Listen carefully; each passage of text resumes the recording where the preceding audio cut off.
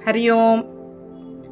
आज आपण बघणार आहोत पोटाचा घेर कमी करण्यासाठी आपण घरच्या घरी योगाच्या कोणत्या हालचाली करू शकतो ते आज आपण बघणार आहोत।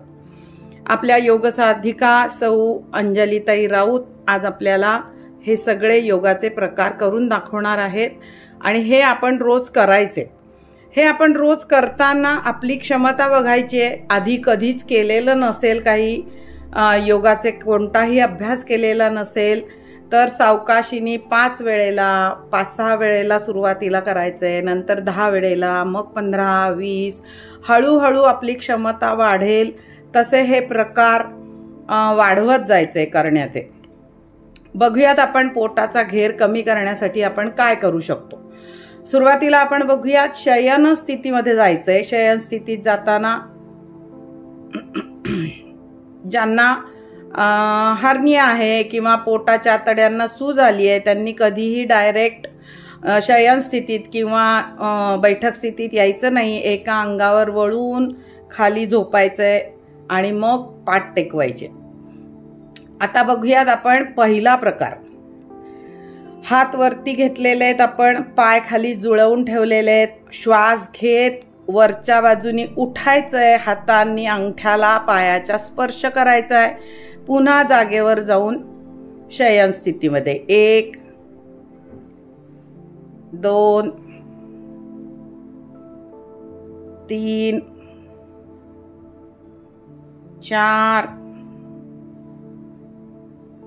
स्वस्थ स्थिती झाल्यानंतर आपण दुसरा प्रकार बघूयात। आपले दोन्ही पाय गुडघ्यात दुमडून पोटावर घ्यायचेत 1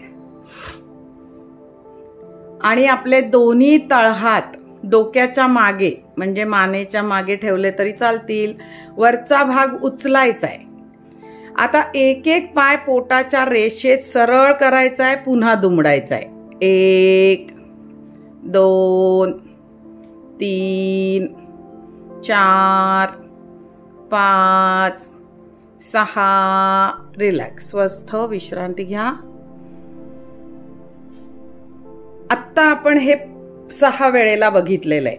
असं तुम्ही दोन्ही बाजूकडून 20 वेळेला 30 वेळेला किंवा 20-20 वेळेला 3 सेट असं करू शकता। जशी आपली क्षमता वाढेल तसे तसे करण्याचे प्रकार हळूहळू वाढवायचे आहेत। जर तुम्ही 15 ते 20 वेळेला हा एकच प्रकार केला असेल तर मध्ये थोडी विश्रांती घ्यायची आहे, एखादा मिनिट, म्हणजे आपली श्वासाची गती संथ होते। मग पुढचा प्रकार करायचा आहे। आता आपण तिसरा प्रकार करूयात। पुन्हा एकदा दोन्ही पाय गुडघ्यात दुमडून घ्या, पोटावर घ्या 1, वरचा भाग उचललेला। आता डाव्या हाताचा कोपरा उजव्या गुडघ्याला, उजव्या हाताचा कोपरा डाव्या गुडघ्याला लावायचा आहे।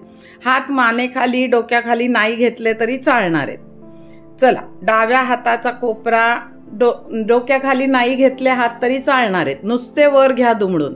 चला, कोपरा गुडघ्याला लावा। उजवा कोपरा डाव्या गुडघ्याला, डावा कोपरा उजव्या गुडघ्याला। 3 4 5 6।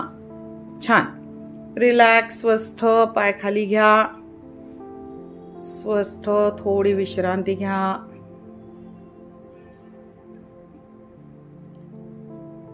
प्रत्येक हालचाल केल्यानंतर श्वासाची गती थोडी वाढते। स्वस्थ अवस्था थोड्या वेळ घ्यायची आहे। आत्तापर्यंत आपण 3 प्रकार बघितलेले आहेत। आता आपण चौथा प्रकार बघूयात। स्वस्थ स्थिती सोडायची आहे, मान सरळ, हात शरीराच्या जवळ, पाय जुळलेले। तयार होऊया। श्वास सोडा, श्वास घेत दोन्ही पाय ताठ वर घ्या 1। आता हात खांद्याच्या रेषेत घ्या, वरचा भाग उचललेला। उजव्या हाताने डाव्या पायाच्या अंगठ्याला स्पर्श करा, डाव्या हाताने उजव्या पायाच्या अंगठ्याला स्पर्श करा 1 2 3 4 5 6 7। छान, स्वस्थ श्वास सोडत पाय खाली घ्या। चला, विश्रांती घ्या। पायामध्ये अंतर, पोटाचे स्नायू सैल सोडायचे, मांडी, पोटरी, चवडे शिथिल.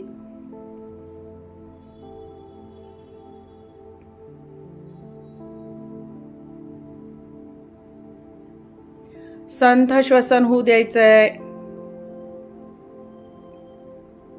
यानंतर आपण पुढचा प्रकार बघूयात. पुन्हा एकदा स्वस्थ स्थिती सोडायची आहे. मान सरळ, हात जवळ घ्या, पाय जुळलेले. यानंतर हात खांद्याच्या रेषेत घ्यायचेत. आता डावा पाय वर घेतला की उजवा हात वर घ्यायचा आहे. डाव्या पायाच्या अंगठ्याला उजव्या हाताने स्पर्श करायचा आहे. उजव्या पायाच्या अंगठ्याला डाव्या हाताने स्पर्श करायचा आहे. चला सुरू करायचं आहे. 1 2 3 4 5 6. स्वस्थ विश्रांती घ्या. दोन्ही बाजूकडून 3-3 वेळेला, असं 6 वेळेला आपण हा प्रकार बघितलेला आहे. तुम्ही थोडी क्षमता वाढली, 1-2-4 दिवसाची प्रॅक्टिस झाली की 10 वेळेला, 15 वेळेला, 20 वेळेला असे हे प्रकार वाढवत न्यायचे आहेत. ह्या प्रकारांबरोबरच तुम्हाला खूप हलकेपणा जाणवायला लागेल. आहारामध्ये पण मी जसं सांगितलेलं आहे व्हिडिओमध्ये कालच्या, आहारामध्ये पण थोडे बदल करायचे आहेत, विहारामध्ये बदल करायचे आहेत. चला स्वस्थ स्थिती सोडायची आहे. मान सरळ, हात शरीराच्या जवळ, पाय जुळलेले. यानंतर आपण बघूयात नौकासन स्थिती करायची आहे. श्वास सोडायचा आहे. श्वास घेत दोन्ही पाय 45 अंशात वर घ्यायचेत. 1. पाठ पूर्णपणे उचलत उठायचंय. हातांनी पायाचे घोटे पकडून थांबलं तरी चालेल. जमत असेल तर घोटे पकडा, गुडघे पकडा, नाहीतर अंगठे पकडता येत असतील तर अतिशय उत्तम. ह्या स्थितीमध्ये मनातल्या मनात अंक मोजत थांबायचंय. 5 अंक, 10 अंक, 15 अंक, जेवढ्या वेळ तुम्हाला थांबता येतंय सहजपणे तेवढ्या वेळ थांबा. आणि नंतर स्थिती सोडताना पाठ आधी टेकवायची आहे आणि नंतर श्वास सोडत पाय खाली आणायचे जमिनीवर. स्वस्थ विश्रांती घ्या. पोटाचे स्नायू, मांडी, पोटरी, चवडे सैल सोडा, डोळे मिटलेले.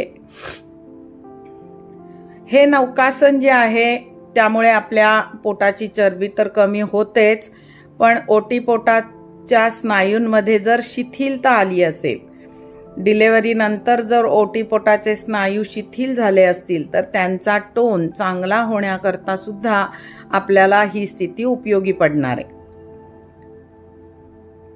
त्यानंतर बघूयात आपण पुन्हा एकदा स्वस्थ स्थिती सोडायची आहे. मान सरळ, हात जवळ घ्या, पाय जुळलेले. यानंतर आपण सुलभ पवन मुक्तासन करूयात. श्वास सोडा, श्वास घेत दोन्ही पाय वर घ्या. 1. दोन्ही पाय गुडघ्यात दुमडून पोटावर घ्या. 2. आपल्या दोन्ही हातांनी दोन्ही पाय आपल्या पोटावर दाबून ठेवा. 3. स्थिती पूर्ण, डोळे मिटा, संथ श्वसन चालू ठेवा. बाकी कुठेही ताण नको. कमरेचा भाग, पाठीचा कणा, मान, डोकं पूर्णपणे जमिनीला टेकलेलं. संथ श्वसन चालू ठेवायचंय.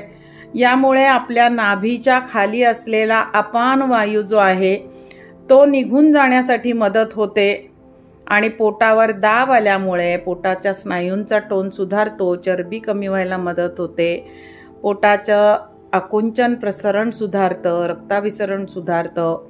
सोपी स्थिती असून अतिशय जास्त फायदेशीर असलेली ही स्थिती आहे सुलभ पवन मुक्तासन. ही आपल्याला कमीत कमी 2 मिनिट टिकवता आली पाहिजे. संथ श्वसन चालू ठेवायचंय आणि स्थिती सोडताना हात जागेवर घ्यायचेत. 1. पाय वर घ्यायचे छताकडे. 2. श्वास सोडत पाय खाली घ्यायचेत. 3. स्वस्थ विश्रांती घ्यायची आहे. अगदी छान, सुंदर. प्रत्येक वेळेला मध्ये मध्ये आपण विश्रांती घेतली पाहिजे. आणि जे काही प्रकार आपण करतो आहोत त्याकडे आपलं स्वतःचं लक्ष पाहिजे. मनाने आपण केलेल्या स्थितीकडे आपलं आतून लक्ष पाहिजे, म्हणजे आपल्याला खूप लवकर रिझल्ट पाहायला मिळतात. व्यवस्थितपणे जर आपण रोज हे प्रकार केले आणि हळूहळू करण्याची संख्या जर वाढवली तर आपल्याला महिनाभरामध्ये खूप चांगले रिझल्ट मिळतात. फक्त डायजेस्टिव्ह सिस्टीमच सुधारत नाही तर त्याबरोबर आपल्या इतरही सिस्टीम चांगल्या होण्याकरता या सगळ्या हालचालींची आपल्याला खूप मदत होते. स्वस्थ स्थिती सोडायची आहे. मान सरळ, हात जागेवर, पाय जुळलेले. उठून बसायचंय बैठक स्थितीत. 1 2. चल, धन्यवाद. हे सगळे प्रकार करून बघायचे. भेटूयात पुढच्या व्हिडिओमध्ये.